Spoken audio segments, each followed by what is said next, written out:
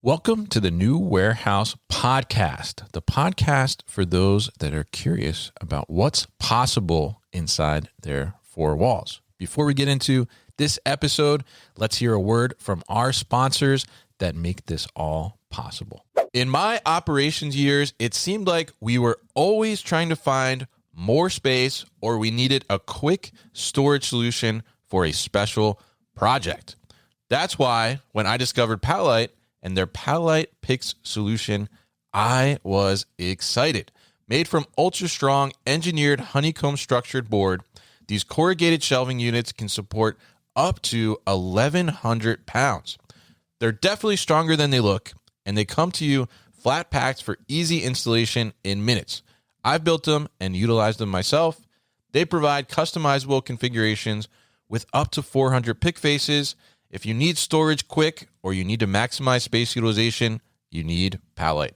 Check them out at pallettegroup.com. That's PALLITE group.com. Do you feel like automation is unapproachable? Well, Big Joe Autonomous Solutions is changing that with the AP44. The AP44 is a fully autonomous pallet truck built for real work. Floor-to-floor pallet transportation, no infrastructure changes, no complicated IT project. Setup happens right at the onboard touchscreen. If you can use a smartphone, you can use the AP44. Just select a mission and the AP44 gets moving. Easy switch between fully autonomous, semi-autonomous, and manual mode on this pallet jack keeps it versatile. Learn more at BigJoeForklifts.com. That's BigJoeForklifts.com. Thank you to our sponsors, and now let's get to the podcast.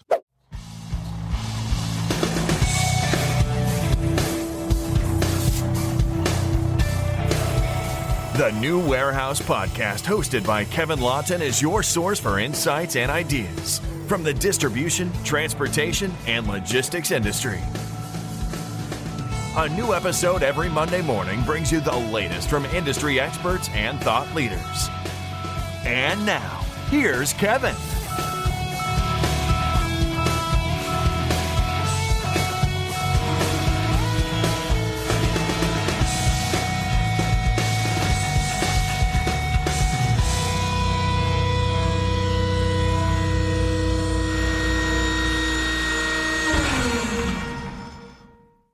All right, we are live here today for this live edition of the New Warehouse Podcast.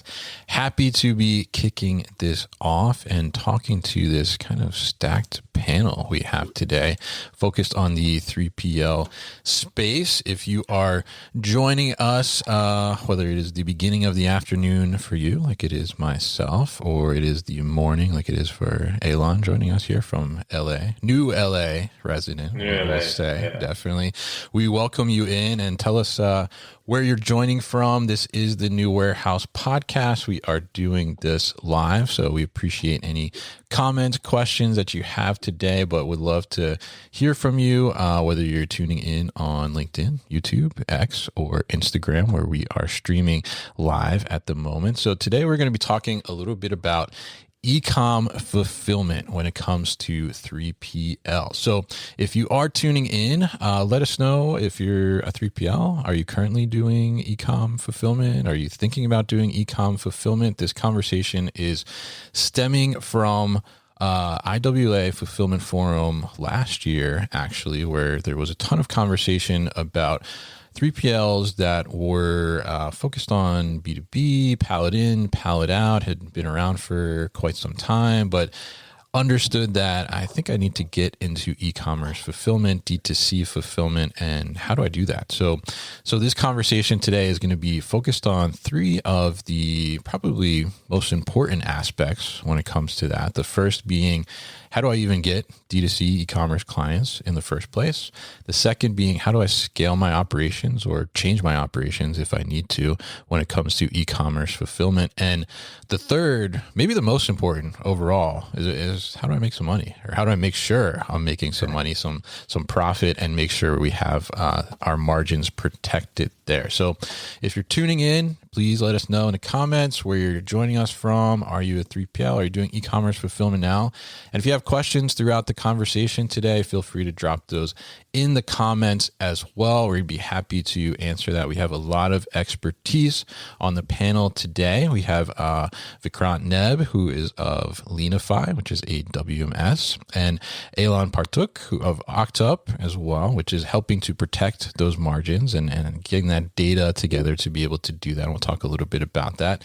And then we have Matt Hertz as well from Third Person, who's going to help you get those clients that you need, right? Helping both the brand and 3PL side make the best match and find the best fit within that. So we are going to tackle these 3 challenges today. But also, if you're tuning in and you happen to potentially be in Chicago next week, I will be hanging out with all 3 of these guys at Warehousing After Dark in person, kicking off the evening right before the IWA Fulfillment Forum, which is going to be in Schaumburg, Illinois as well. And that is going to be on Wednesday, August 5th. So make sure you join us if you're in the area, and you don't have to be attending the IWA Fulfillment Forum to attend Warehousing After Dark, but it would be of benefit and value to attend both, in my opinion. So looking forward to that. So let's welcome these panelists in today.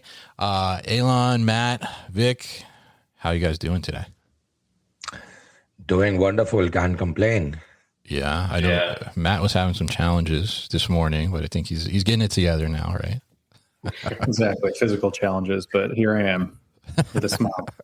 Here he is with a smile, definitely. And we got Aaron Hatfield checking in here from Arvist. Hey, Aaron, what's up? I know you're going to be at Warehousing After Dark next week, so we'll see you there for sure. So why don't we kind of get into this discussion today? And I think we're going to kick this off with kind of the first thing we want to do.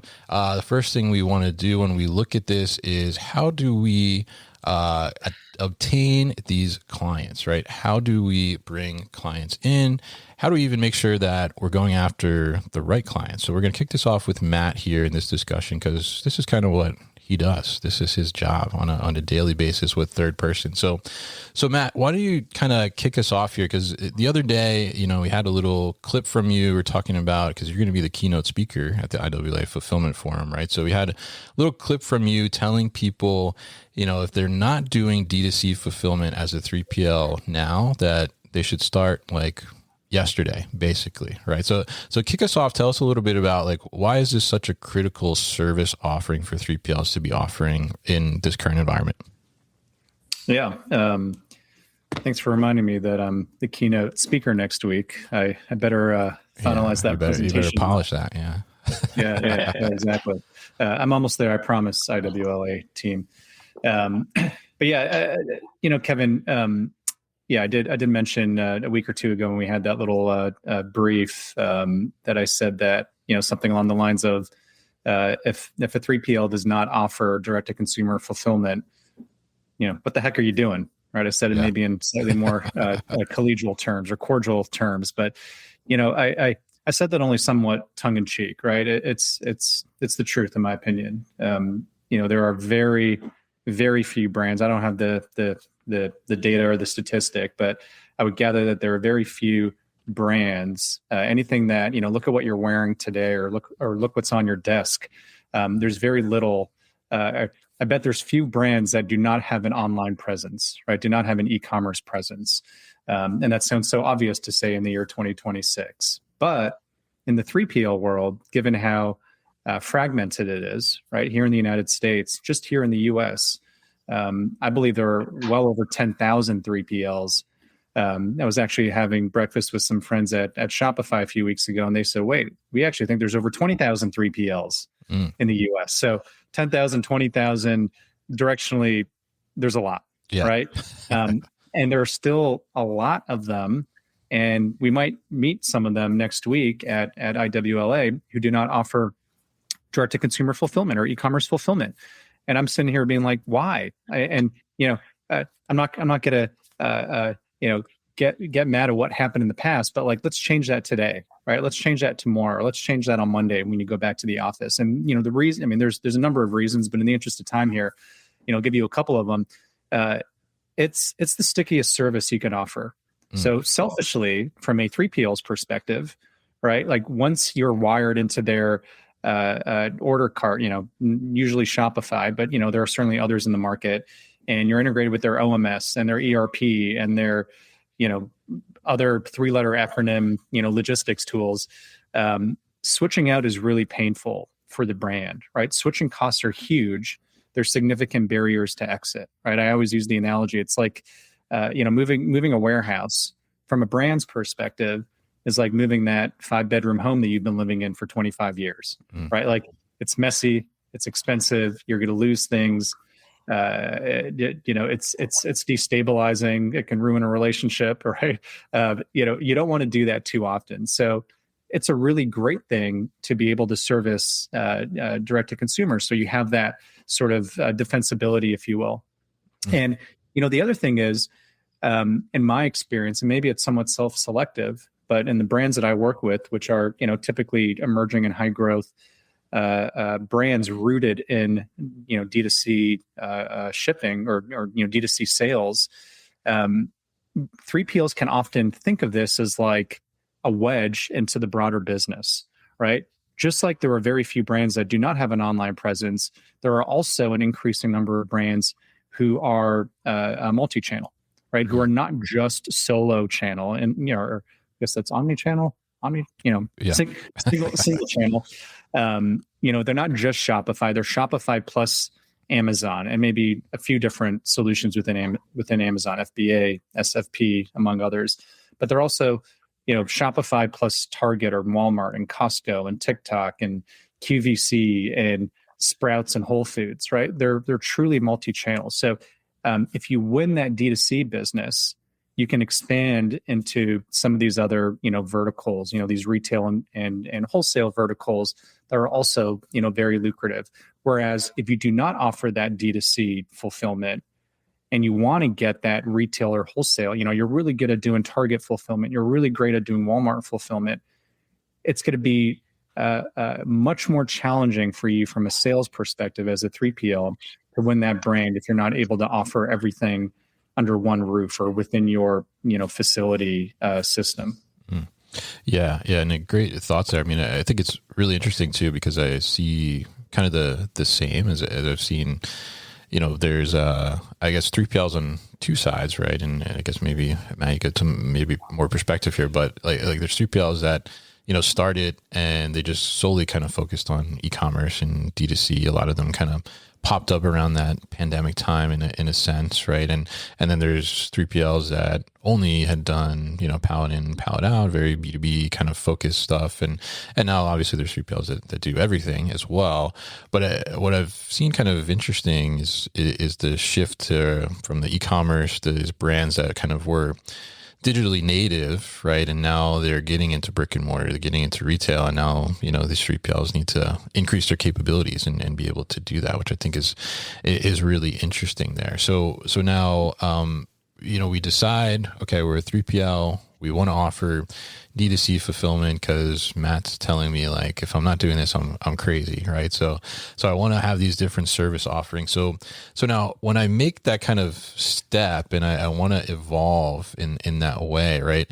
I mean, the first thing I need to do is get some clients, I guess, to test this out and, figure out exactly how is this going to work. So when a 3PL decides to make this move, I mean, how do you kind of separate yourself and how do you make sure that you're going after clients in I guess a strategic way, that you're not going to be just kind of competing on price or, making that kind of race to the bottom that we often see when it comes to pricing and client obtainment? Yeah. Before I answer that question, I Sure. wanted to touch briefly on something you said, Kevin, about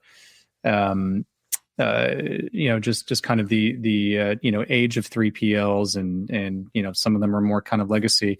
This morning we actually here at Third Person we published what we're calling our fulfillment index report that sort of covers the data from the first half of this year. And I won't get into too many details in the interest of time, but one of the questions we asked 3PLs, or I shouldn't say we asked 3PLs, amongst the data that we've collected from the almost 700 3PLs on our platform today, we know when they were born, right? When they started as a business.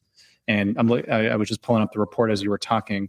Of the 700 that we support, 39% of them, almost 2/5, call it 40% of them, were born between 2020 and 2026, right? Oh, wow. 18% were born before 2000. So more than twice the number of 3PLs amongst the 700 that we work with were born in the last 6 years than were born more than a generation ago. And, maybe it's somewhat self-selective, right? That's 700, not 10,000. But it is a fairly statistically significant sample. And what that's telling me is that the overwhelming majority of 3PLs that you as a 3PL owner are competing against are newer, are modern, right? They were born on the sort of e-commerce, with e-commerce wherewithal, right? They weren't born in the sort of legacy pallet in, pallet out, kind of more traditional wholesale model. So, we can save that for another conversation. We'll get into this more next week, in fact. But, going back to your question specifically, Kevin, around sort of pricing and sort of positioning, pricing is important, right? If I think, if we're playing like Family Feud and, we ask the brand, what are the 5 most important things to you and a 3PL partner, pricing would hit the board. Sure. Right. And for many, it's probably number one. I don't necessarily agree with that, but I'm not going to fight what customers want and what's important to them. Pricing is important, but operational performance, I think, is more important. And most brands would probably agree with that, but they're still very biased towards. So I think a way that 3PLs can sort of circumvent that conversation around pricing is becoming a specialist, right? I always think that to be as a business owner, you want to be famous for something, right? Just like Kevin with the New Warehouse podcast, you are the best logistics and supply chain podcast, right? I'll take that. Sure. Yeah. You heard it here first. Well done, Matt. Well done. Yeah. Right. And the point is, like, let's be famous for something, right? When there's so many options, right? When there's so many 3PLs, when you've got 10,000 plus competitors, right? Just in the US alone. And, you can't go to market saying, yeah, we do apparel and beauty and wellness and supplements. And, we love high volume and low SKU, because everyone does, right? You need to pick a vertical or pick a profile where when people have that need, they're always coming to you, right? And like, maybe it is supplements, right? Like maybe you want to be the best, supplement, wellness, 3PL in the market.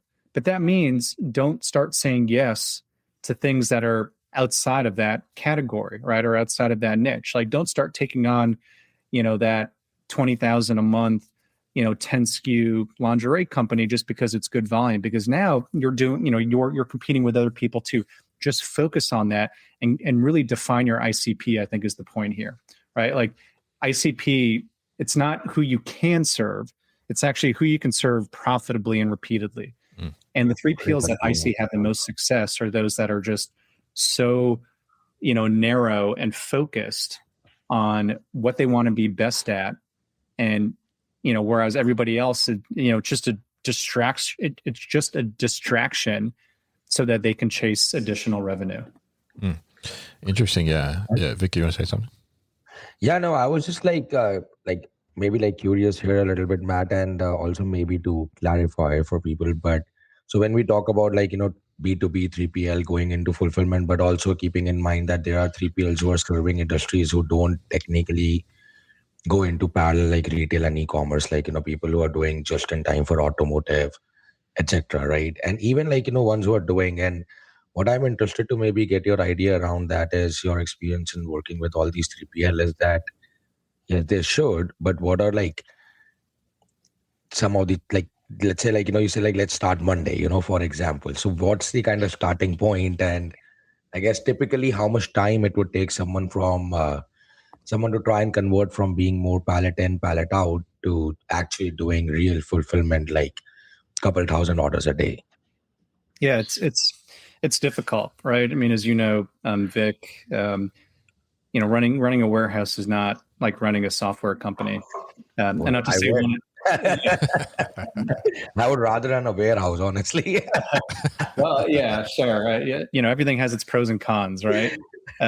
But the point is, and not that it's easier with software, or I should say, not that it's easy with software, but it's easier with software to like make a code change, for example, and have something ready for tomorrow or next week. Yeah. Kind of retrofitting your pallet in, pallet out, kind of more traditional warehouse into servicing, high growth, variable, kind of each picking, right? Which is D2C, where every order can be different. And you might have 2,000 orders, to your point today, whereas wholesale, you might have one order that's got 2,000 cartons, right? And it's just a very different type of fulfillment. So it's not an easy switch. When I said earlier, start on Monday, start planning it for the state of mind. Exactly, Alon.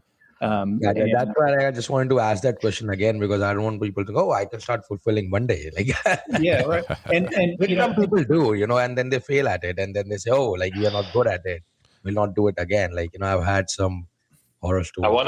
I want to add on that, Matt. I think that we, the one that don't know, I'm a brand owner as well. So I have the luxury to see kind of the industry from both sides. From as a client, I'm 12 years, I have a brand, an outdoor brand, and that I did mainly e-commerce, but also some kind of a B2B. And now that I'm working from the 3PL side, I can see kind of the industry from any angle. I think that the movement is not only on the business aspect, it's also what is the tech stack that you're using?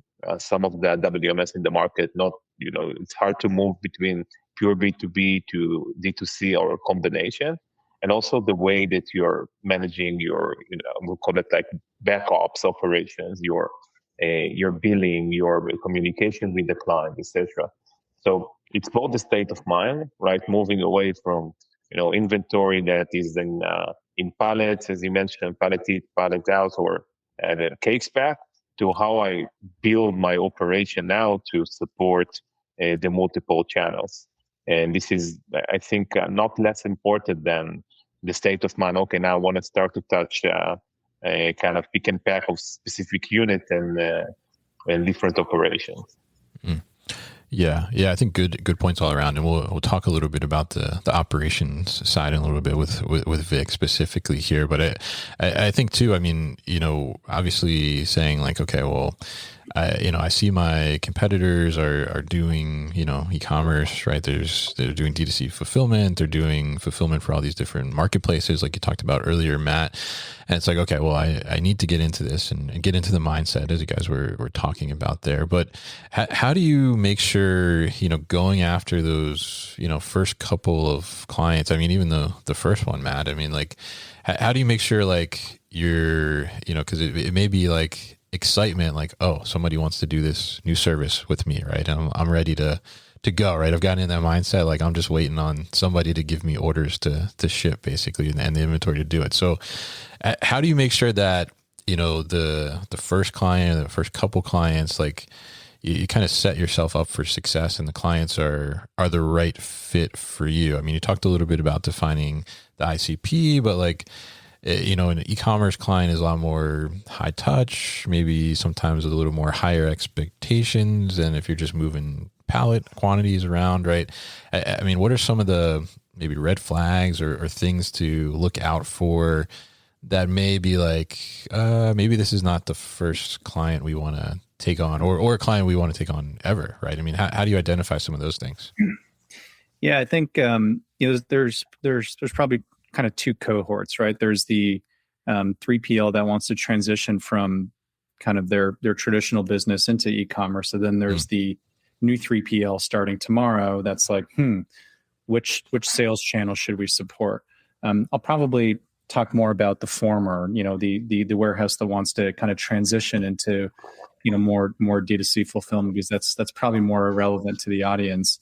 But I think the benefit there is that you have customers, right? And like I said earlier, I would bet that most of your customers have an online business, right? They sell online, right? Whether that's through Amazon or directly through Shopify, but they are working with another partner, one of your competitors, that supports them there. I mean, I know definitively there are a number of very large 3PLs, and I won't name names because I know I'm sort of saying this as somewhat of a pejorative, like you are crazy for not doing e-commerce, but there's some very large 3PLs in the market that only support Target or only support Walmart fulfillment or only do this and that.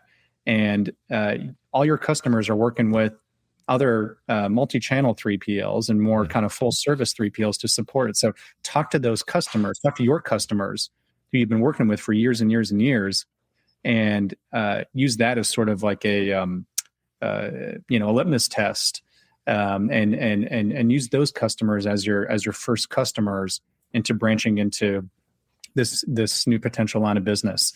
In terms of red flags, just quickly, Kevin, kind of state this more broadly when a 3PL is contracting with brands, and I've worked with across the hundreds and hundreds of brands that I've run a 3PL RFP for, and across the thousands more that have used our software to discover the right 3PL for them. I mean, there's a very wide spectrum. So I've seen it all. And, my feedback or my guidance to 3PLs, as they're thinking through this sort of sales cycle and potential red flags, I'd say, like, if the brand is price obsessed, if every conversation leads with, the pricing and the rates and costs, those are the ones who will be negotiating with you forever. Right? And every invoice that comes in weekly or monthly, there's going to be questions and, chargebacks or, holdbacks, and all that. So again, price is important, but if you have a single track mind, that is worrisome. If the brand doesn't give you clean data, that's also concerning. Right. If you're selling on Shopify, Shopify's got a very robust, admin and portal and tooling to pull, your PLD, your package level data, item masters, inventory on hand, forecasts, and all that. And then I guess, just quickly, the final thing there I'd say is somewhat related to pricing, but if the brand is painful to contract with, right? If the redlining is, back and forth a million times, and to actually get to the contract, there's just, a plethora of questions and kind of odd requests. I say, like, if they're hard to sell to, they're probably going to be hard to work with. And, not all revenue is equal. I like that. That's a good line there. Definitely. And I think, very interesting there, because it is very telling, I think, too, from your point, like, okay, well, is this brand's, being a major stickler basically for a lot of this stuff, right? Are they concerned about the price here, and then, they're going to try and negotiate me down the line and try and cut price there too? It's, it kind of doesn't end up being a winning situation in a sense, right? And we'll talk a little bit about that pricing and making sure that you're getting the margins and making money at the end of the day here in a little bit with Elon too as well. But now, talk to Matt kind of about the client acquisition here and finding the right client and defining the ICP. And you guys, we're quick to mention, okay, it's a mindset shift, right? To be able to do this on like Monday, right? We're going to say, like, okay, we're getting in this mode, right? But now we have to take the operation and we have to make some changes, right? Because doing e-commerce fulfillment, as Matt said earlier, is not exactly the same as, picking cases for wholesale orders or just moving pallet quantities to be able to do that. So Vic is coming on as kind of our ops expert here to talk to us a little bit about this. So Vic, tell us a little bit about, you're kind of into the process improvement things. You've been doing consulting in this space for years, in addition to, having this WMS Leanify now as well. But maybe let's start there, because you guys kind of mentioned this earlier, right? But what does this look like from a system perspective before we get to the actual physical operations? Because as I think, I forget who, one of you mentioned earlier that, some WMSs are great at like the B2B wholesale. Some are great at e-commerce, and then some can come together and do it all, right? But sometimes some are not so great at the other one. So how do you make sure like and vet kind of the tech stack in a sense in the first place to be like, all right, well, I have the capabilities to start doing this e-commerce fulfillment? Yeah, absolutely. And I might not be able to talk much about the tech stack. I'm not the tech guy, although I want to talk. You have a WS. But no, I think to your point, pretty much what you said, what it goes is it's about process first, right? Mm-hmm. So essentially the primary issue in my consulting time, what I found was that a lot of WMSs, they are either focusing on e-com or B2B, and more than that also, which is a little bit silent conversation, but also size of the company, right? We are working with small 3PL, big, medium, and so on. So that is an operational challenge, right? Like when someone is trying to grow, and growth point could be anything. Like today I'm doing cross dock, I want to get into B2B. I'm doing cross dock, I'm wanting to get into fulfillment now because this client said, oh, can you fulfill too? So these are all very different processes. And the thing is, when we talk about technology standpoint, generally they try to build one thing as an afterthought, no differently than that if fulfillment is done as an afterthought of just oh, I'm doing B2B, let's do fulfillment, without putting in thought and effort into that, what process I need to change, what tech I need to do, what training will be, what my ICP is, how I will even price my customer. These are very big questions, overall. I mean, most of the 3PS don't even know their true cost, let alone being able to price their customer, So even for their current B2B operation, except some larger ones who have a full team doing that analysis. But in the context of even talking about most of our audience and also the audience of IWLA, they are not like multi-billion dollar or multiple $100 million corporations. These are smaller to mid-sized 3PLs for the most part, especially who attend Fulfillment Forum as guests. So the problem here is from that same perspective, and how Matt said that a lot of 3PLs, which was an interesting I guess statistics, by the way, but as they popped up, a lot of WMS and other tech popped up too, and a lot of this was built as bolt on or afterthought. Oh, my customers are asking that I need to do fulfillment.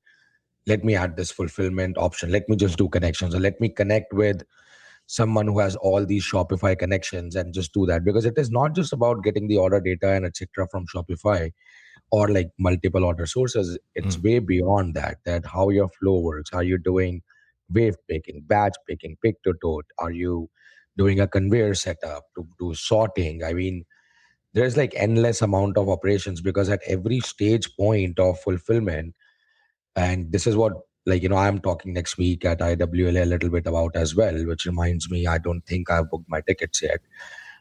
But plenty of time. Yeah. But I think it's very important to think about it in stages, right? Someone getting into fulfillment, it's not like that they can just go all in and start fulfilling 2,000 orders a day, right? They'll start somewhere, they'll probably do 50, 100 orders a day, then scale up from there. And I think that also comes with its own challenges, because that by itself is a different process. You're trying to fulfill about couple hundred orders a day versus trying to do 2,000 orders a day. It looks very different on the floor, not just on paper. And you might just start. So typically how the transition works is you have a small pack station in the back and a little fulfillment area. Then you start fulfilling more orders, and now what we do, we are at about 700, 800,000. Oh, we are getting this big client, we'll be doing 700 orders just for that one client. Now you need maybe flow rack area, forward break area, so on. They're even not only just the process changes, but the actual warehouse layout needs to change. And it's not the physical layout. Yes, absolutely. And it's not I guess a easy task. And in my opinion, if you're doing B2B, getting into fulfillment, they're totally two different businesses. Get into it with that mindset. Yes, can you do it? Can you add it? It's like me saying that oh, like Leanify is a WMS, let's do TMS or OMS. Yes, we can, because they are parallel, lot of things overlap, but it technically becomes a totally different product. Marketing is little different, or I would say a lot different. And then your product is different, your demands are different, your customer base will start getting different. So those are very important things to keep in mind.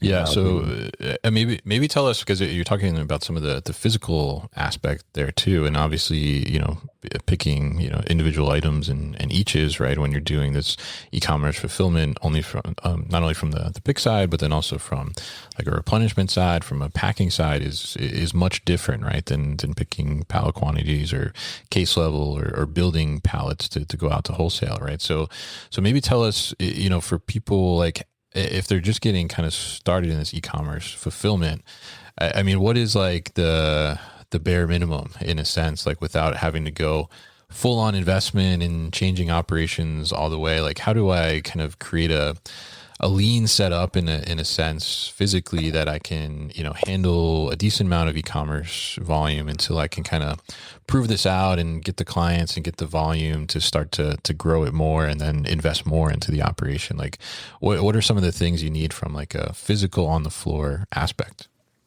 So when you say decent amount of orders, like what's like first couple hundred orders, something like that. Yeah. Yeah, so for a couple hundred orders, I think like the primary thing to do is like have like a pack station, obviously, with like a weighing scale, which hopefully integrates with your WMS, so you don't have to key it in. That's because another real problem, like sometimes like these scales don't integrate or WMSs don't support it if they're not built for e-commerce.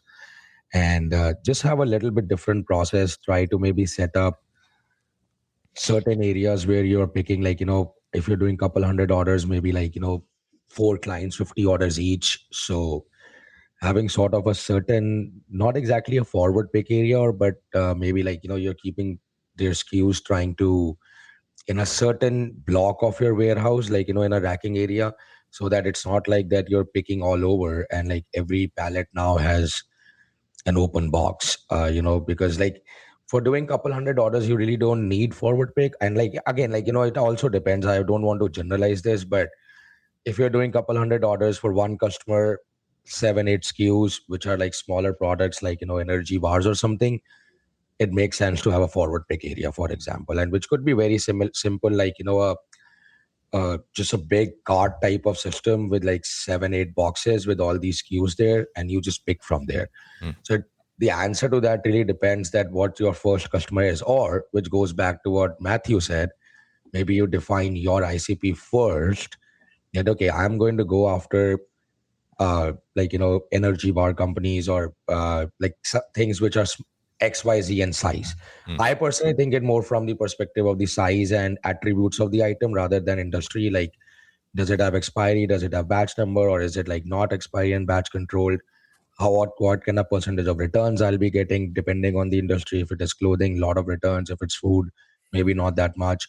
So defining that part, right? Like, because I have a customer, he fulfills like lots of different types of products, like anything from dog food to a small lipstick. So you can do that, but again, like you need to have different process for all this. So I think the answer to your question in at a very high level, general level, is like having a pack station and weighing scale and integrations with the shopping carts, etc., where things are sold, and the integrations with shipping providers. But in reality, it would more depend on what you're trying to fulfill. Like, because generally your first couple hundred orders come out of, oh, I already have a customer doing B2B and he's asking me to do fulfillment for him. So technically at that point, you don't really have a choice. And that also is like, cart before the horse, chicken, egg scenario in the entire world, right? Like, I mean, because if I try to say I want to do like, energy bars or like these smaller products, then I mean, it might take me like months to find that kind of customer, right? Like, and why would they trust me as a new fulfillment provider, because so there are like a lot of scenarios here, because I think like how the life cycle would generally work is that someone gets into fulfillment, they do a diversified type of fulfillment, and then after a certain point when they're like about like 1,000, 2,000 orders across multiple clients, they find their sweet spot, and then they say that, okay, now this is my ICP, like is what I would assume, unless they're investing like hundreds of thousands of dollars in like building a full new facility, and then they say, oh, we have built this facility for this specific operation, and like this is what it is. So that's what I think overall. I just want to add to what Vic is saying, that from our perspective, we basically working with all the WMS in the market. I think today we have more than 120 connections, and we saw everything from 3PL that don't have a WMS, they're doing everything manually, to on-prem legacy system, thing that you can ever imagine. And the crazy thing that I'm meeting with two types of 3PLs, and I have the luxury to see hundreds of them, to visit dozens of them. It's really, every time it excites me. And it's strange that 3PLs excite me, but this is part of the job. And you have two types of retails. The one is saying, listen, I'm doing only B2B. I don't know how to make money from direct to consumer, from e-commerce. I don't have the expertise. This is my focus. And the day before, I have a client that's saying, listen, I don't know how to do B2B. I don't know how to make money out of that. I'm doing only D2C. Don't talk to me about B2B. Yeah. And you see more and more 3PLs that are trying to do both, but it's very, I think, complicated. And we can talk about why it's complicated to do both in scale. You're right that if you're doing 80% D2C and 20% B2B, it's fine. You can manage some of the processes you can do manually, some of the processes you can absorb, etc. But to really to do in scale both of them and to be able to support really kind of the client's need, this is will become very, very challenging. We do have clients that are doing both in a distant amount, but they're rare in the market. They're really rare, and this is why you will see that they have few big clients, like 10 to 12 big clients, because then you are really special about what you're doing. I'm assuming that you're going to be see more and more those type of 3PLs, but as Matt and Victor are saying, it's required some change, both in their state of mind, but also the way they're operating. And I think it's all come to the tech stack and what you need to be able to support this operation. And I think today AI is really kind of help this industry to move forward. Yeah. Interesting insights there. Yeah. Interesting the two sides you talked about. It's almost like, okay, well, you should just introduce them and maybe they should merge or something, right? Yeah. But I think it's a great point because I mean it is, and as we have some people chiming in here in the comments, right? I mean the physical aspect, right? Handling cases and pallets versus handling eaches is drastically different, right? And I think probably one of the main things, right, is just the amount of labor that goes into it, right? So, I mean, I've heard of, people just simply doing pallet in, pallet out, and they have these huge facilities and they're like, oh yeah, I got like 15 employees, right? But if it was like a D2C operation, they'd easily be, 70, 100 employees maybe to fill that space and make it work. So maybe a comment from Bob here, which is kind of like right aligned. I was just going through comments. So sorry, I didn't mean to cut you, but I saw his comments, so I was thinking about it. Yeah. So maybe let's talk a little bit about kind of, because we start to get into some more cost there, right? And some different types of cost as well. So maybe that's a good kind of segue into Elon here to talk about the margins, right? And how do we make sure that we're actually making money? Because as you just said there, you're like, I talked to some 3PLs and you're like, don't talk to me about D2C because I don't know how to make money with D2C. So don't say the word. Don't say the B word. Don't say the word. So it's really, we see that. Yeah, sorry, can I continue? No, go ahead. I was going to say, so, tell us a little bit about like, how do you kind of go about that as you're entering that? Like, how do you make sure, we talked about like, being kind of thoughtful about the pricing, don't get into like race to the bottom and things like that. And then also some of these, operational changes that are going to cost money to come into play. But how do you make sure that, you are making margin, like you are making money as you kind of add this service offering to your stack? Yeah, 100%. I would start and say that I just relocated to LA from Israel, and it's one of the most exciting moves that I did in my life, obviously.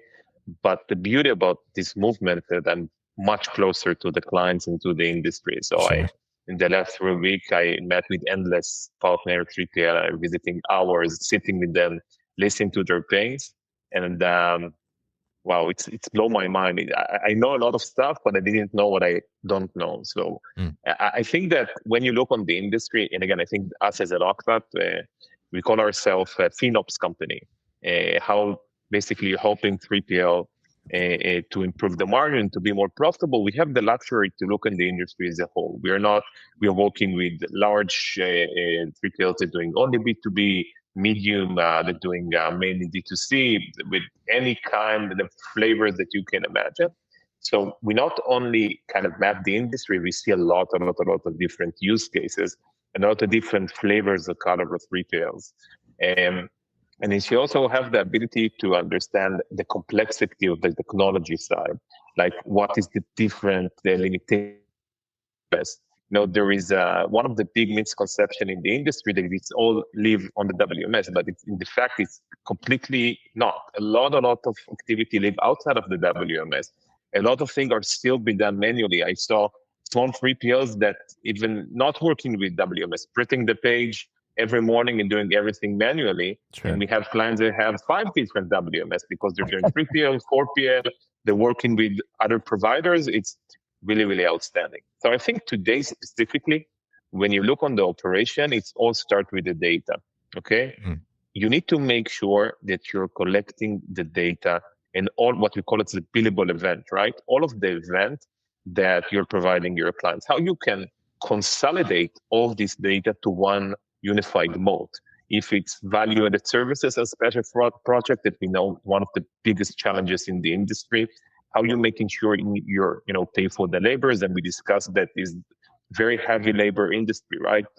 The manpower inside of the warehouse, and I want to argue about that. B2B need less people because I saw some 3PLs loading container. You need a lot of people to do it. You have a full load container, floor to ceiling. It's taking a lot of time, but this is also the complexity, right? How you manage, how you're making sure that you have enough data to predict, to make sure that you know how many people to bring into the shift. How do you know to capture all of those events to make sure that in the end you just not only know how much it costs you, what is your profitability with the client if you're losing money, making money, but in the end, how do you know to charge them about what you has provided? One of the big issues of the industry today that they just don't know how to capture those events. The manual processes, the complexity and the fragmented way that this industry is operating, creating a huge lack of revenue. Okay, we see some crazy stories about clients that we work with. There is some very rare edge cases that we see 3PL that operating perfectly and it's amazing, but it's really in the edges. The majority of the industry is really dated, is really fragmented, has a very hard time to match the processes efficiently. And this is why, by the way, they don't have the ability to do both because we need to focus. Okay, where I need to put my focus on the D2C side, so I will choose the best tech stack, the best WMS that can do it, the best infrastructure and know-how, or I will do B2B.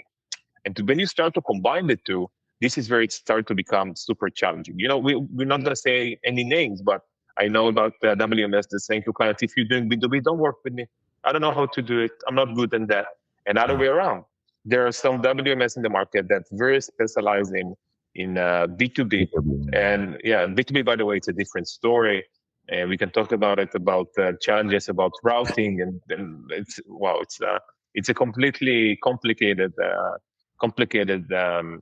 process that's running, by the way, completely outside of the WMS.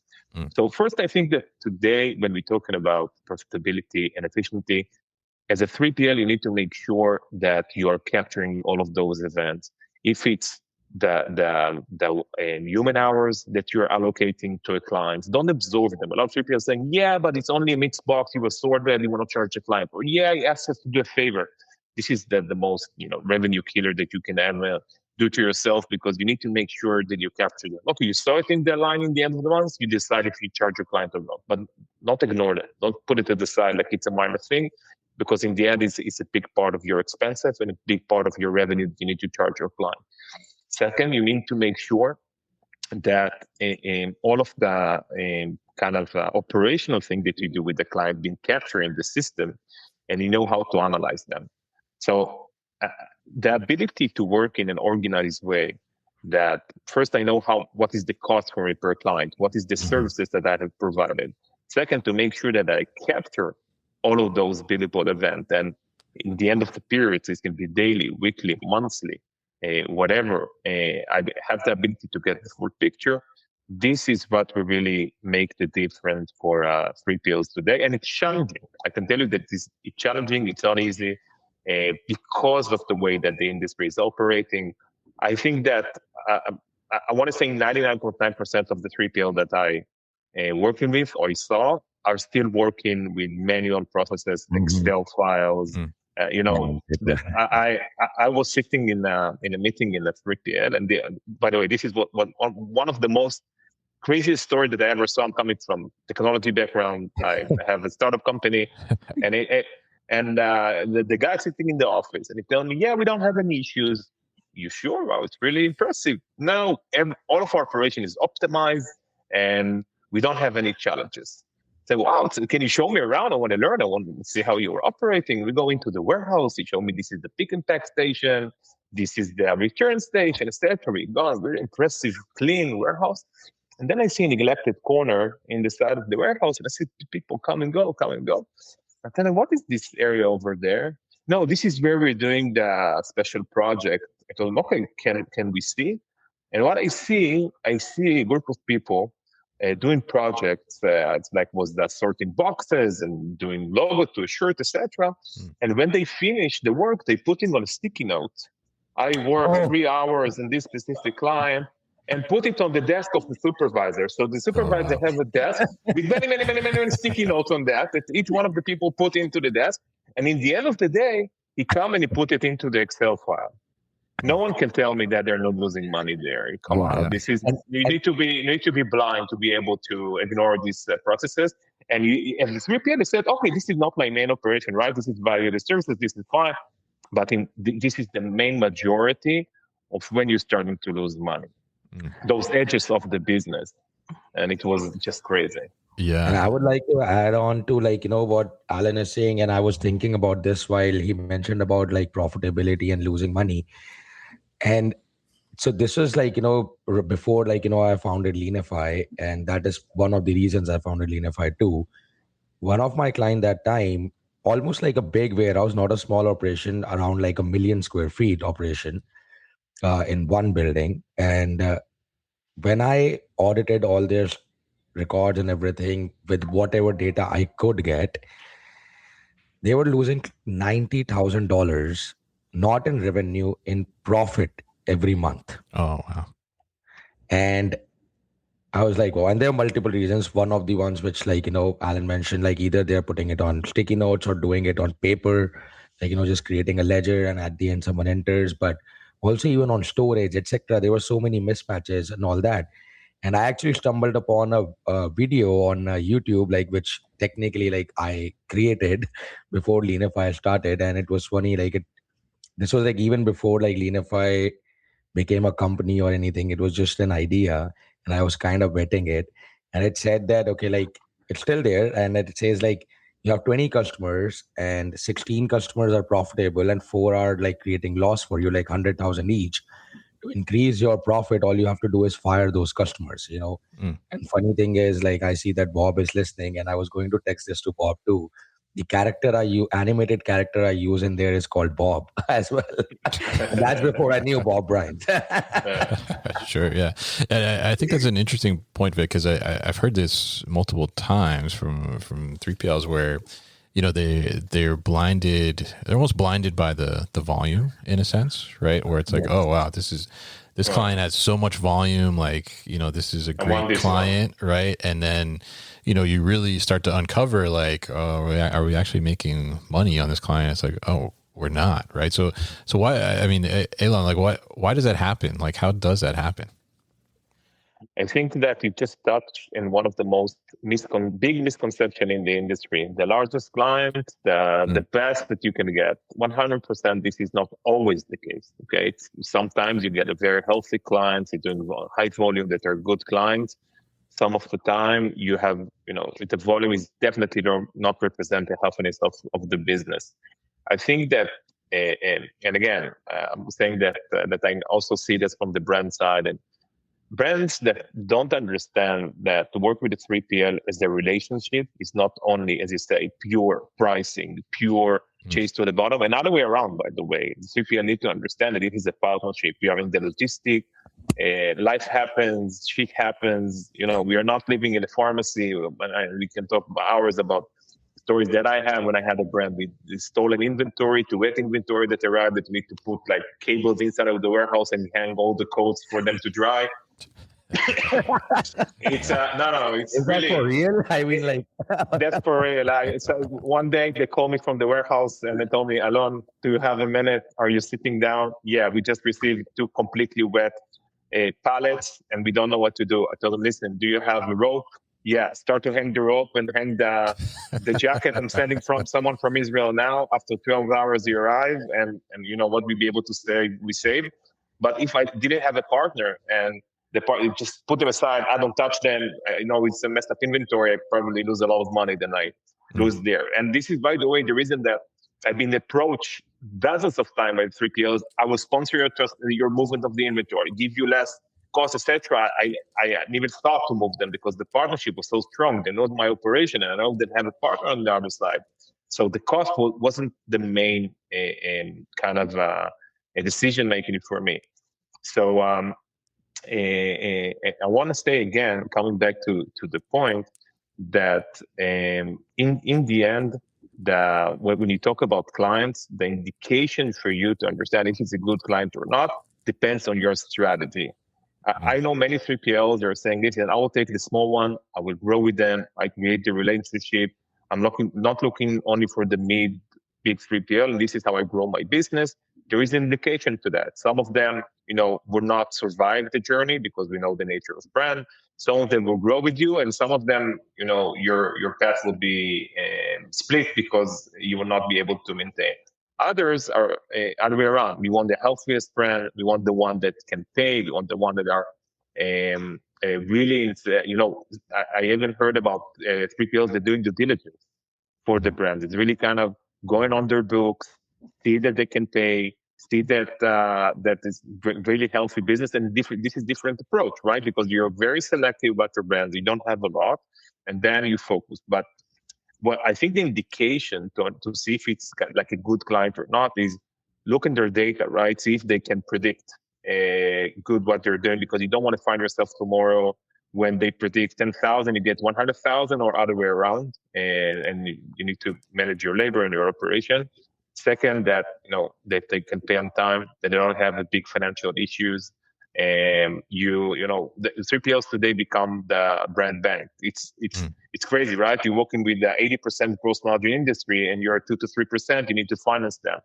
So the unbalance here is really outstanding. So make sure that you get paid on time, and make sure that you're also supporting dynamic pricing, so you can support the scale. And I really connected to what Matt's saying, that if it's a hard sell, if you see that that the client is aggressively negotiated on every thing on the contract, but not in a decent way. You want to get the lower cost. You don't care about your operation. You don't care about anything else.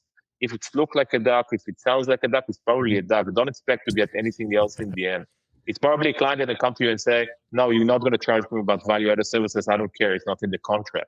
I don't care. This is part of probably the clients with the massive data that you will get a mixed box from the factory in China without tax that you need now to sort, and you need to disrupt all of your operation today, because what you will do, you have inventory that you need to get back into the storage.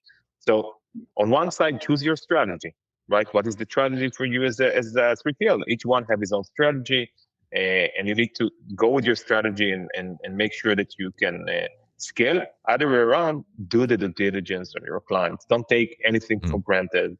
Listen to your gut feeling. And some of the time, 3PL are so thirsty to a new client that they're taking, any client, and just what they're doing, they're digging their own hole because they just complicated their operation. They're not making money. Other way around, they're losing money.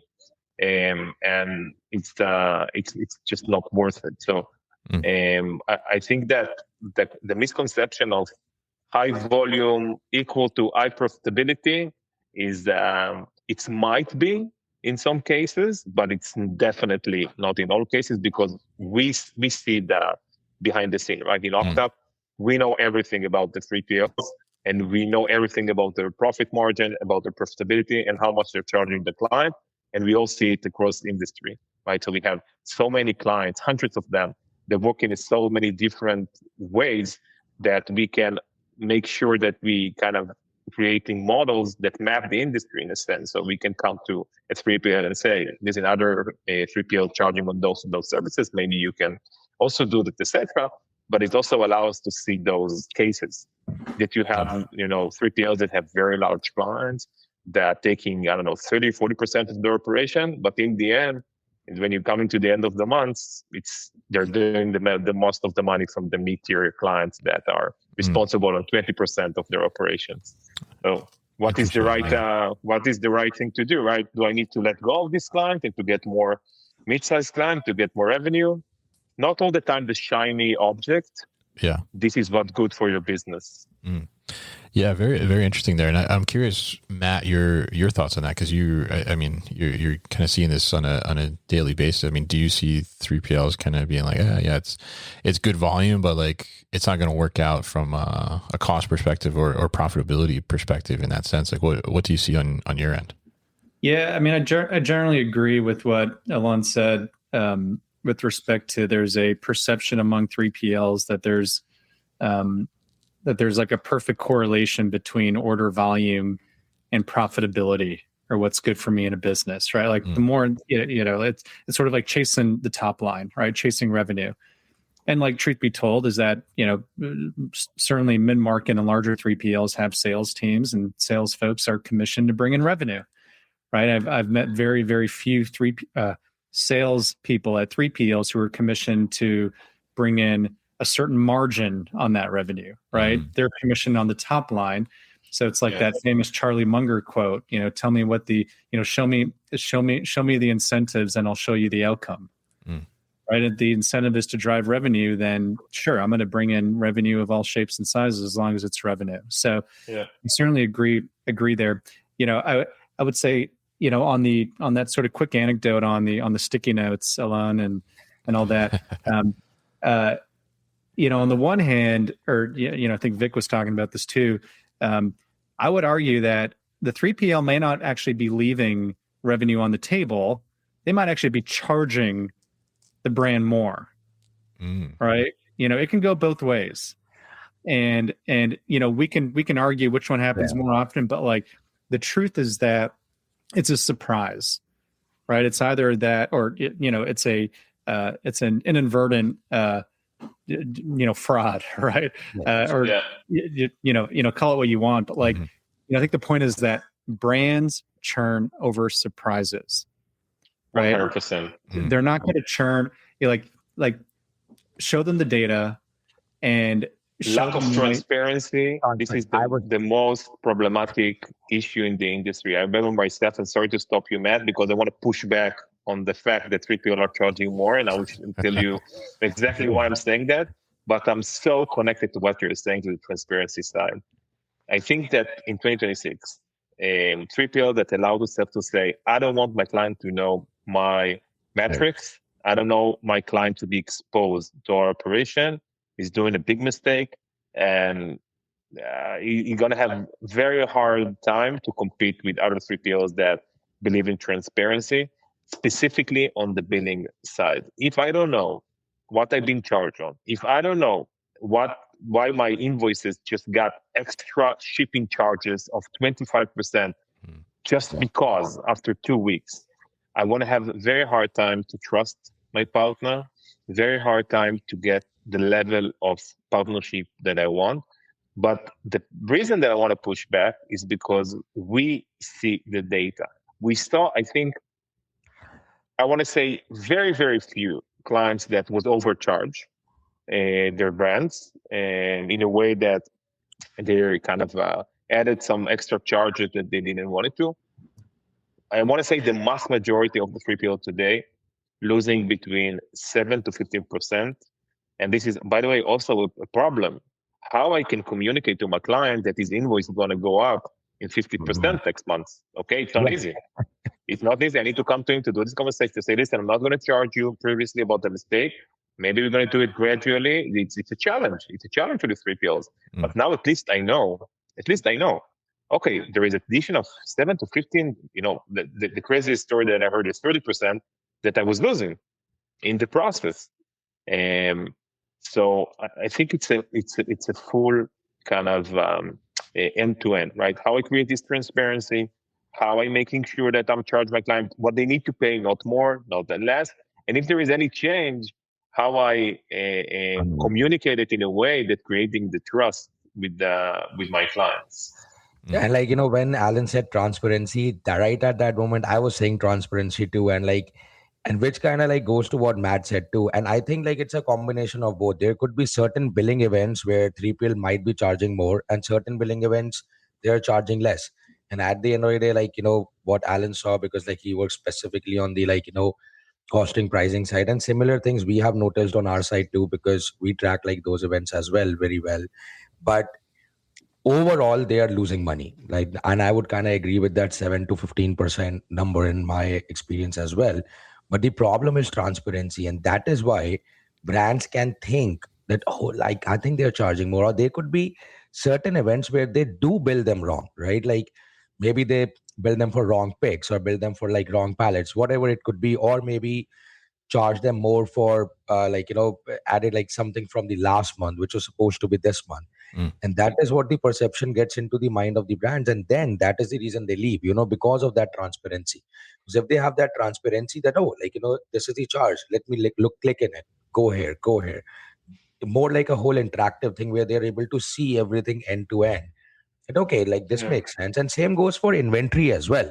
I mean, we are right now here talking about costing and pricing, but most systems are not able to even give, or most 3PLs don't even give full transparency of inventory to their customers. Whole inventory movement, all they show their clients is that, okay, this is the final number of pallets, final number of quantity. That's what most of them show their clients. They don't even show them movement, or hey, this is when something was picked, this is something when it was audited, and so on. So that adds on to that transparency too. Yeah, Mark, let me tell you a story. Just when we talked about that, and I think that this story, actually, story from last week, and that it's very good, good example. But also, it's a real challenge. We have run decent size 3PL that we finished to onboard after a decent time, because in their operation there are so many people that touching the billing that they didn't even know themselves how much they're charging the client. It took us I don't know, a few months just to map internally inside of the business how we need to map the billing. We finish it. We optimize everything. And then when we started to generate the invoices, we found one of their most important big clients that they're, very, very important in their operation. They missed charges in more than $70,000 a month previously, right? In the last year. Oh, wow. It's around $1 million a year. Then there was this hysterical reaction from the organization, both from the billing side. They were saying, listen, I don't know what to do. This is very bad for us. That was completely escalated to the management, not because they didn't charge to the client, because they don't know what to do now with the client. How I can come to this client and explain to him that I need to charge him now a 70, 100, 150,000 more a month. How can he do it? But other way around. But we're losing money, so we cannot continue like that. So I think that the implication of not charging the right amounts is not only that you're losing money, it's also put you in a complication in front of the client when you realize that. And now they're in a real challenge and tell you, I don't know how they will do it. They didn't communicate with the client. They decided not to charge the client. It's escalated to the high management of the organization because they need to explore into, okay, how we come to this guy saying you need to pay a few millions more a year. In the end, this is what they need to do, right? Because they're losing money on this account and you cannot finance the client, right? But those challenges, this is really, it's catching you in the end of the process. Not only losing money, you might lose the client because of this situation. So it used to be my job, Alan, by the way, because when I would, as a consultant, find those problems, as a consultant, I would also communicate with the client. So Yeah. I've lived through that. This is the hard job. The hard job You had to to deliver the bad news, huh? I don't want to be I don't want to be the guy that talk with the clients and share with them this news. Yeah. What's the movie with George Clooney where he comes in and does the layoffs and everything? Oh, yeah. That's like you, right?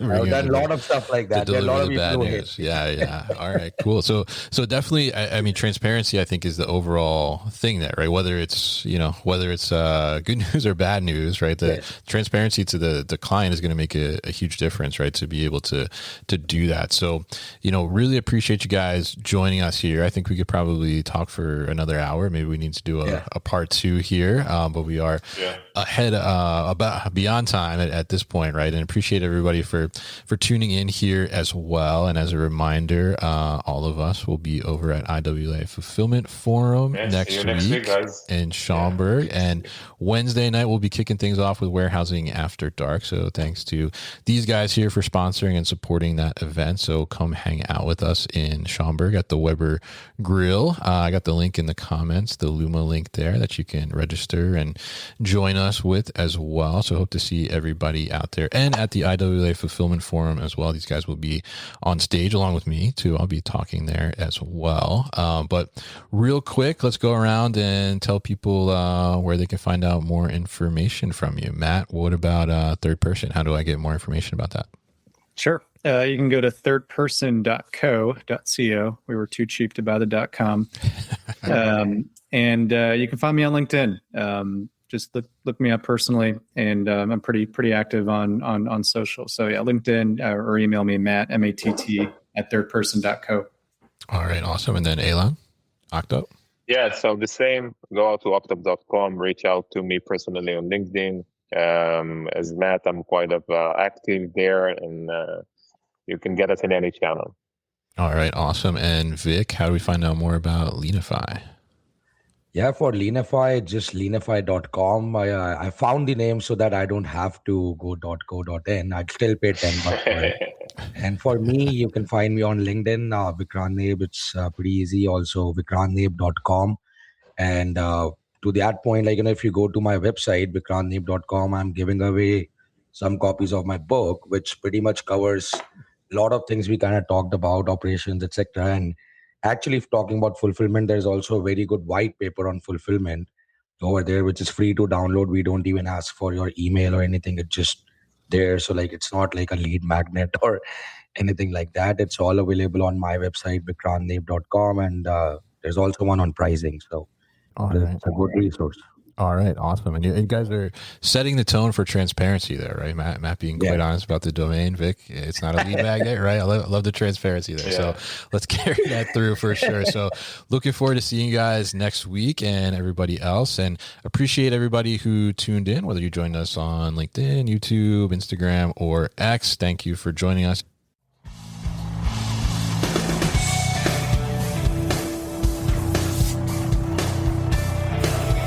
You've been listening to the New Warehouse Podcast with Kevin Lawton. Subscribe and check us out online at thenewwarehouse.com.